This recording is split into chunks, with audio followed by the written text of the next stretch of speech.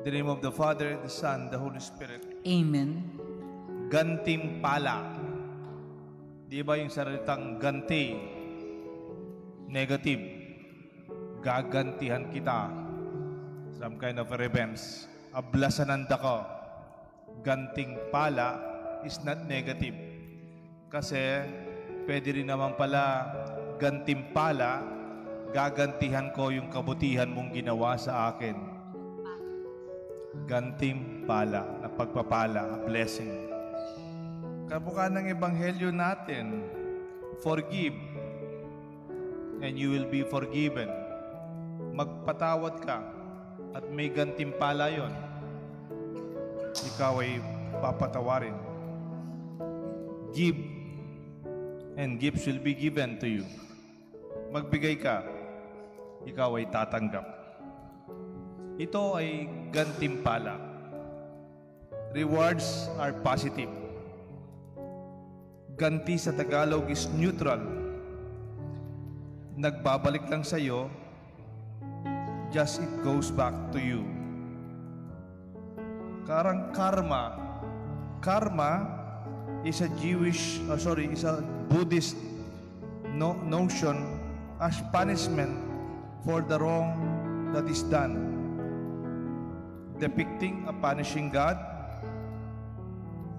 Maybe, pero sa ating mga Kapampangan, yung karma parang naintindihan natin sa salitang kablas. Kablas is an echo. Kung ano ang sinigaw mo, yan ang babalik sa'yo. It may not always be negative. Because kung mabuti naman ang sinigaw mo, mabuting magbabalik sa'yo. Hello! Hello, hello, hello, hello. Kumusta? Kumusta, kumusta, kumusta? Maayos, maayos, maayos, maayos. Pogi ako! Hindi totoo, hindi totoo, hindi totoo. Di ba? Babalik siya eh. Pero sinasabi ko lang, Kapampangan concept of kablas is an echo that it always goes back to you. Minsan may commercial. May commercial sa television na yung mga pamilya nilinis ang bahay nila. Tapos nakadaspan. Tapos yung basura tinatapon sa daan. Maglilinis na naman. Tapos yung basura na nasa dashpan itatapon sa daan, tatapon sa tahakan bahay. Tapos biglang malakas yung ulan. Nagkaroon ng bagyo. Nagkaroon ng baha. Yung lahat ng tinapon nila nagbalik sa kanila. Maybe that is the negative kablas. That's the negative echo. But God is not a God who is happy for our suffering. Hindi po siya masayang Diyos pag tayo nahihirapan. Kaya nga po, when we give, much will be given. And our God is not taken over by His own generosity. Kaya nga po, ang ating ebanghelyo ngayon is teaching us to appreciate what we do is something that goes back to us. Nawa ito po maging mabuting balita natin sa ating misa. Kaya nga po,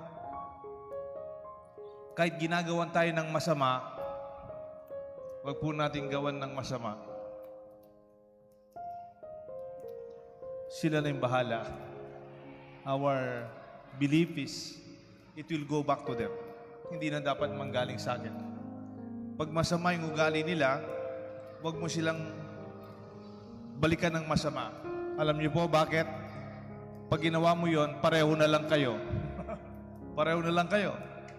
Pag sinigawan ka, wag kang sumigaw. Kung pangit ang ugali niya, wag mong suklian ng pangit na ugali. Hindi na natin trabaho yun. Otherwise, you're just the same. Sabi nga minsan, may nabasa ako, do not let the beautiful in you be overshadowed by the ugly in the others. Huwag mong hayaan yung maganda sa iyo masira ng pangit ng ibang tao. This will be our good news. Let this be our invitation. Gantimpala. Kahit ang mabuti, pinagpapala. At nagbabalik sa atin ang ating kabutihan. Sa ngalan ng Ama, ng Anak, ng Banal na Espiritu. Amen.